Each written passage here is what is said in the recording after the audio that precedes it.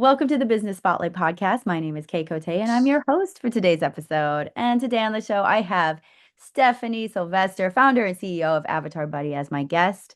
We're going to be learning about her business, her journey to business ownership, best practices, and challenges that she's faced to give you that inside look to what it's like to build and operate a business.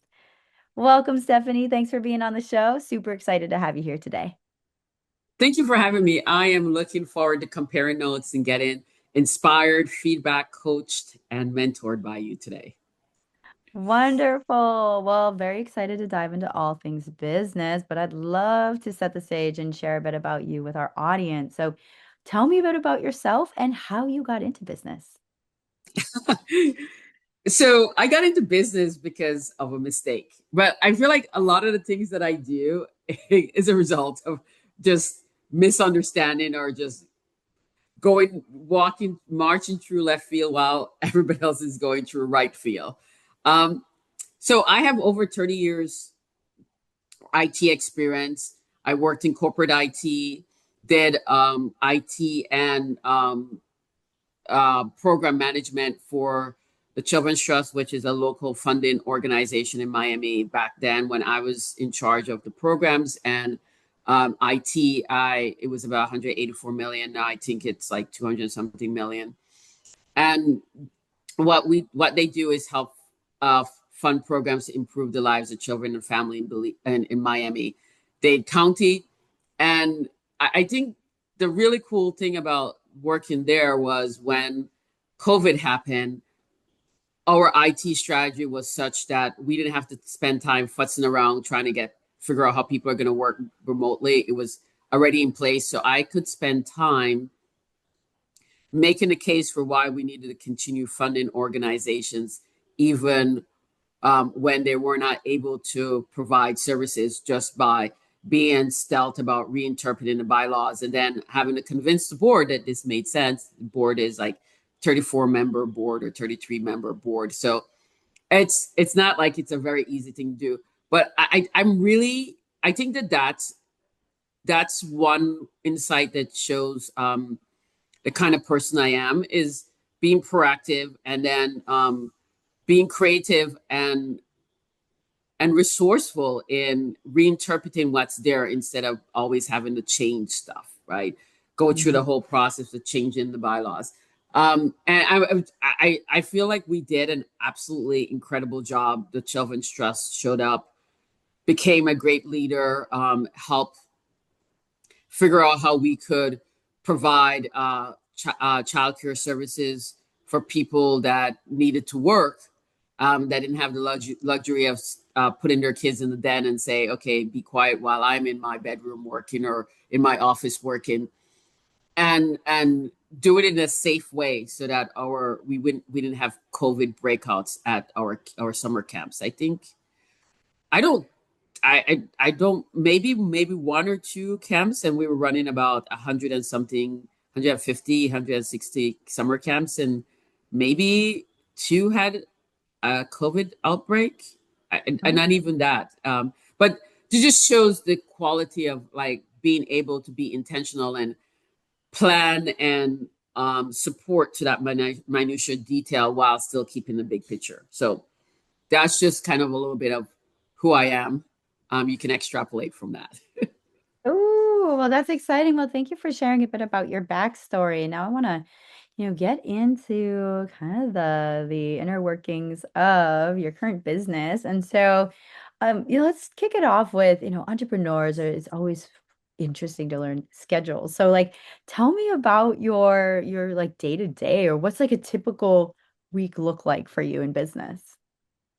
Um, my day to day. So because I am an entrepreneur now, I get to set my own day. And so I try not to have meetings before 10, 9:30.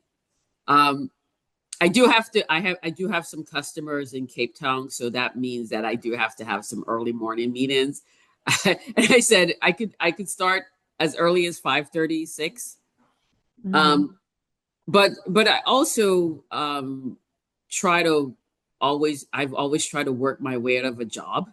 So what I'm trying to do at Avatar Buddy and with other is to have people that can take the meetings on my behalf and I don't have to be there, because that's really a sign of, do you have a robust company when you can go away for a few days, you can go away for a week, and then the company keeps on running. So my typical day starts maybe like it starts at 7 because I get up, and then I do word games. I do all the LinkedIn games, and then the New York Times has some games. And what that does is like it just kind of opens up my brain, and it like kind of is a barometer for like how alert or not alert I'm going to be today, and how creative or not creative I'm going to be. Um, and then I try to go for a walk with my mom. And I don't always go for a walk. I don't always make that, but I try to go for a walk with my mom. And then I jump into my day and I kind of run all day. Um,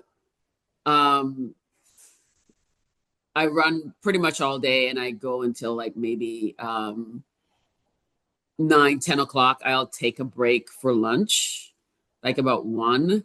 And then I find that I can go later and still be fresh if I take a break like about 5, 6, just kind of Mm. like hang out, watch Judge Judy, watch People's Court, and Love get something to eat. Uh, That's awesome. Well, that's that's a great schedule. I love ChatGPT. I'm up to date with the Judge Judy YouTube channel. You go to my look at my subscription. I'm like, oh wait, the video hasn't released yet. So it's gonna be released in about 25 or 30 minutes because it's like 11:18 right now. That is funny. It's I look at her as an inspiration for how I need to be more direct in business sometimes. Anyways, okay. So thank you for sharing your day today. Now, you mentioned you have a team, so I would love to learn about your team. How many team members do you have right now? And is there also a board of directors involved? What does like that structure look like? We do have a board of directors, and right now we have 4 people: myself, my co-founder, and we have a chairman of the board, and then somebody else that has um, finance and financial industry and legal background on our board. And then we have a fractional CFO. So we created a fiscal buddy, and between her and the fiscal buddy is configured to work the way she works. Mm. Um, and so she's able to and so we're able to do a lot of really cool things in between when we have sessions with her. And so having her as a fractional CFO is working out incredibly well. Like I had a conversation with her yesterday. I was like, okay, we need to prepare for the board meeting because Q2 ended. And then she's like, yeah, well, this is what, and I was like, oh my God, like that's so easy. And like the rest of it was so easy to get done. And then we have a marketing team in Cape Town, and then we have a developer that works with us that does like I would say the last mile of development. And we have a development house, but then there's like some stuff that we still need to tweak. Um, and we have somebody that works with us managing our sales cycle. Um, and we have like this amazing admin, man. I don't like I calling her an admin is like I feel like diminishes what she brings to the table, but she's a friend that we worked together about I would say I met her in 2001, and we've worked at 2 other companies together, and so this is the third company we're working. And it's really great because she understands my little idiosyncrasies and quirkiness, and I like she just proactively knows what to get done without me having to ask. It was just That's so awesome. because of that, I can spend more time doing business development. I can spend more time being creative. I could spend more time on podcasts.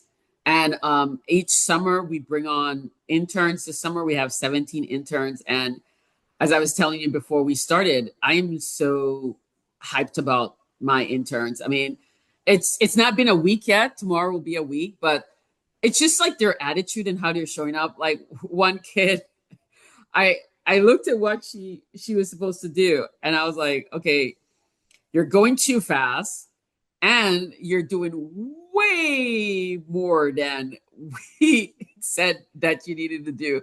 And I was just like, like for somebody to just own their job and just take it and push it to the limits. She's like, yeah, like I looked at she's helping us write volume 4 of Linkages and Legacy, which is a book about people of African descent who have had profound impact on Miami-Dade County.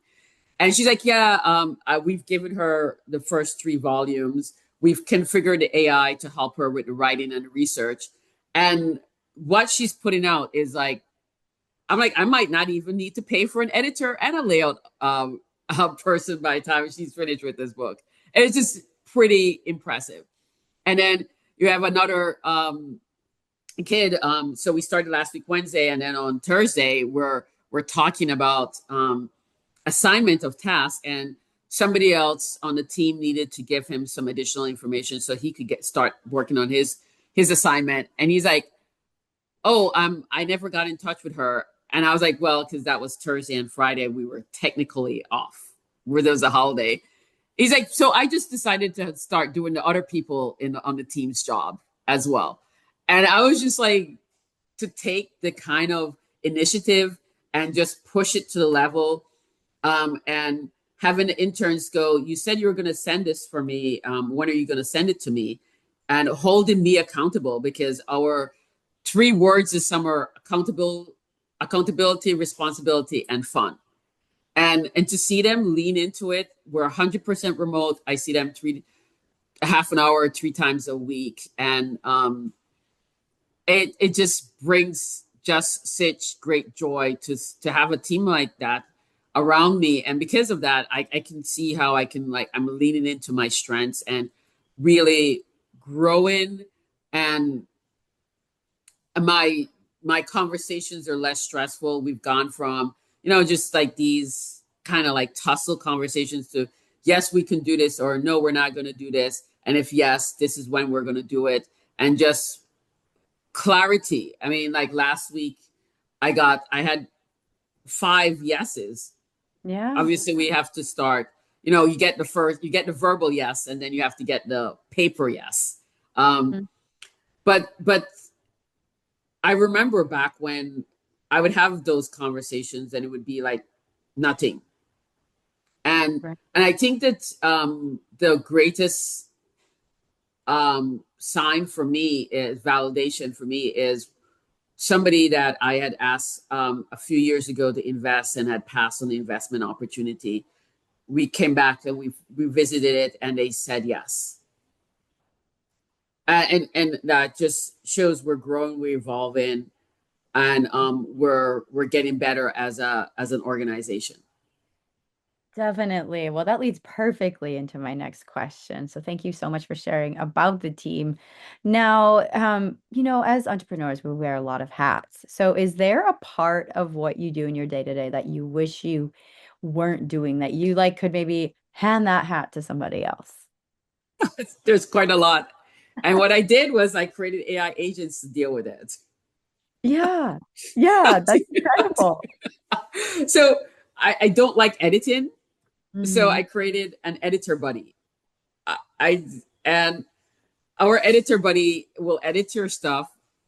And somebody gave us we have a style guide of what our tone or words and so forth.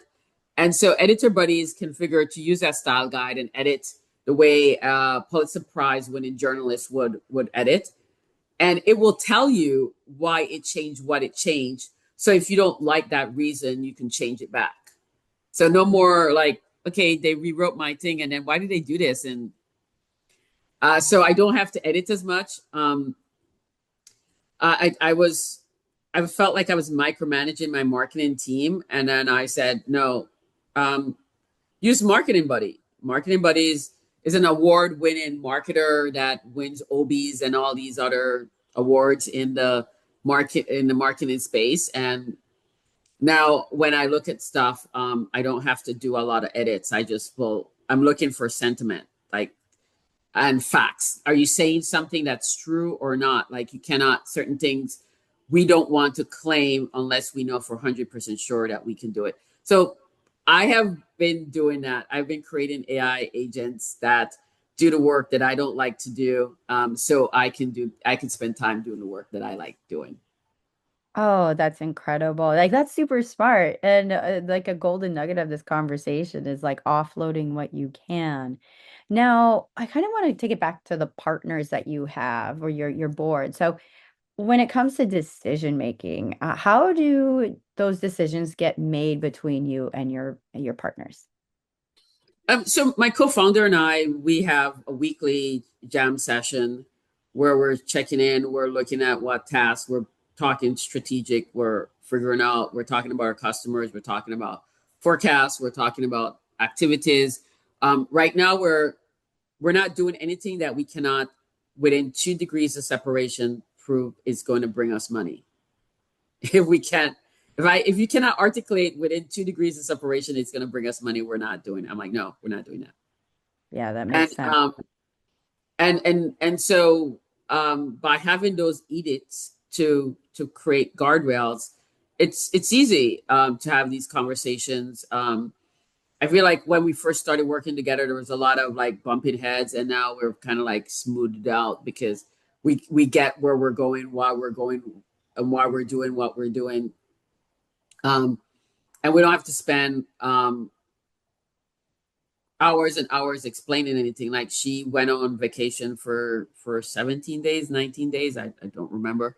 Hmm. And she came back, and our catch up was maybe 2 hours, and so decision making. I think the thing about decision making is everybody's empowered to make a decision if it makes sense, right? So we want leaders in position. The person that's in charge of the sales cycle, she she was like, hey, I just customized the CRM and added these fields because I need to track this. And I was like, sounds great, that's cool, I don't have a problem with that.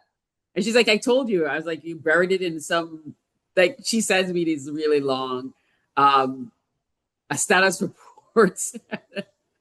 And I was like, I'm much better. Like, you have to tell me something. If you just give it to me to read and it's buried like 3 pages deep in a status report, I may or may not register what you just said to me. But if you talk to me, it will. And so that, of course, then creates a little bit of problem because I can remember what I said. I can remember what you say. Most people can't remember. And so then they're like, you didn't write it down. And I was like, but I said it to you. They're like, there's no email. And I was like, Yeah. well, if I say it to you and I ask you to do something, that is the email. You're not getting an actual email. Yeah, like definitely, definitely. Well, now I want to take us through the question of, with every business owner I talk to, they're going through something. And it could be a new season, it could be like a new acquisition, a new hire, something, a challenge. So what is something you're growing through right now that's taking up most of your time? So in my mind, I thought, okay, we're going to get more customers, we're going to get bigger accounts, and we'll just scale that way. And so this year, our accounts receivable looks beautiful.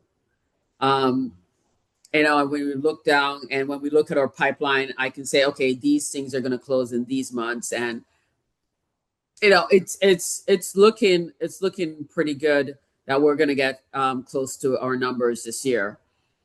Um, but then it's like the companies have 40-day and 90-day payment terms, and I was like, what? Wait. So, and then we win contracts that don't start for 4 or 5 months, Hmm. and you still have to keep the team going. You can't dismantle a team, right? That's not a good team. So now we're having to deal with cash flow issues. And I had to I went and I got some advice from this guy that he's like, let me tell you, you're going to always have cash flow issues, even when you get even if you have $1 billion in revenue, you still have cash flow issues because you're not collecting all your stuff on time. Not all of the money that you say you're going to collect, you're going to collect. Um, and he just gave me some really cool advice. He's like, collect half of the money up front and then spread out the next 50% over 2 or 3 quarters. So what you then have is you're constantly having a revenue stream come in, and and if you do that for about a year or so, what will happen is you're going to have a foundation, and then you're going to know, okay, this is how much expenses you can incur each month, and as long as you keep your expenses below that, the months when you're getting the 50% deposit upfront is okay. You just put that in the bank. You just put that in the bank, and that's where you build out your cushion. And that was Mm-hmm. like really refreshing to hear, right? Um, Somebody that's been an entrepreneur for a long time, given just detailed, specific instructions. And I was like, oh my God, that is so easy. And that makes so much sense. I mean, obviously, we're not going to do that for we're not going to do that for every account. We have a threshold. If the account is more than this amount, we're going to do 50% upfront and then 50% over quarters. If it's less, then it's better just to collect it all at once. But just having an idea and a strategy behind that has been very helpful. The details, people don't always give us the details of how to run a business. And so they'll tell you stuff, right? Like, yeah, you have a cash flow issue. Fix your cash flow. I'm like, well, if I knew how to fix it, I wouldn't have a cash flow issue. And and being able to find people that have been through and have clarity about how they solved that problem, and then being willing to share has been catalytic for me in the last 3 or 4 months. That's powerful. That's really true. It's like finding those people that can help support and give you the tools to work through those, like you said, like cash flow or whatever that is. And so now, looking at like, let's look at fast forward. Where do you see your company going in the next 3 to 5 years? I mean, we're going to continue growing. Right now, our strategy is to be able to get to $1 million in the next few months, and then from there, double that next year, and then triple that the following year. Because the way we're growing is we do 3 year contracts, and so year one is let's say hypothetically, like year one, we get $1 million. Year two, if we get $1 million, we're actually at $2 million because the $1 million that we have that we've had rolls over. Our customer retention rate's 97% right now. It's going to probably trend down a little bit, but my thing is if it falls below 90%, then there's a problem with our sales cycle, and there's a problem with our customer support, because it should stay in the high 90s based on what we're building out for people and how Hmm. we're going about it. So year three, we should be at $3 million because you got the $2 million in year two plus an extra $1 million. So the goal is to get a machine that can produce $1 million a year, and scale that for the next few years. And then by year three, we should then have enough of foundation. We'll have enough data points. We'll be able to look at what are the connect the dots in a way, and then we want to then start scaling at a much more rapid growth. Definitely. Now, when you look at that, like where you are today and the 5 year picture, what's the biggest obstacle between now and then? Um, I think the biggest obstacle is having people. that won't blink, surrounding myself with people who won't blink, Hmm. right? So when you first start out, everything is new and fun and cool, right? It's kind of like, oh, it's a cute little baby. Oh, we love the baby. We love the baby. And then the baby's like 3 or 4 and it's throwing tantrums. And then we're like, why is the baby throwing tantrums? What? And it's the same thing as like, why isn't the baby sitting in the corner doing what they need to do? I was like, because they're 3 or 4, right?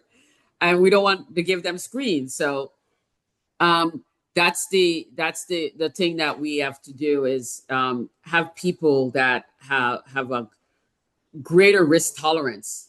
You think that you need people with high risk tolerance on the front end. You actually need people with high risk tolerance between the year 3 and 5, 3 and 7, because the media and the world has said you should be at this benchmark. Hmm. And if you're not at those benchmarks, people start thinking there's something wrong with you. But there's Yeah. it's not something's wrong with you. And I was also like falling into that trap, like, oh my God, like I'm a year behind where I'm supposed to be. I'm not making my numbers. And you're like, but what numbers are you not making? You're the ones making up the numbers, right? Like it's just so much made up stuff that like it's just basically there's a target, but there's no clarity about what when you set a goal, there's no clarity about how you're going to get to the goal. And and it's in my perspective, I took the time to build a quality product.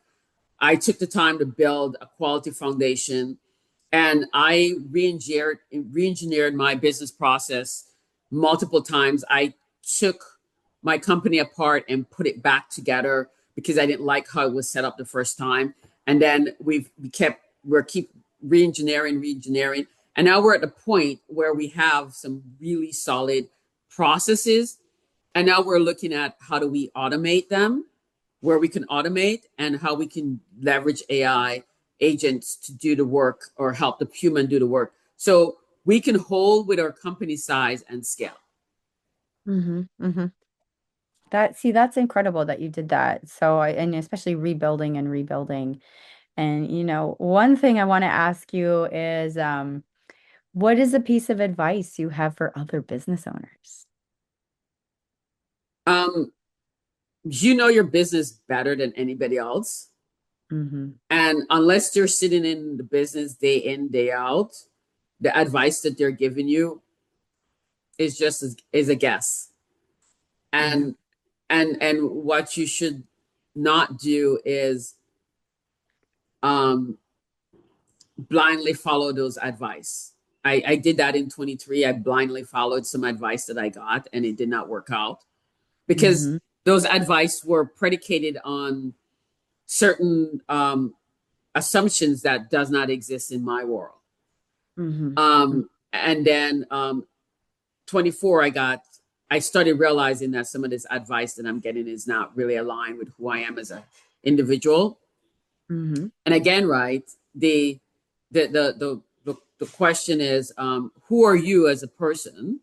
And then based on who you are as a person, that's you have to then take that advice and deconstruct it and put it together to fit for you. So one of the things that I did, I people kept saying like, "What's your ideal customer profile? What's your?" And it was very hard for me to get to that. And then I'm in this accelerator called Start Out, um, and therefore LGBTQ founders, and they were very helpful in me getting to who are the people in my network that I connect well with, and I maintain a relationship with, and we design a persona based on people that are in my network. And then I said, where's a large amount of these people concentrated?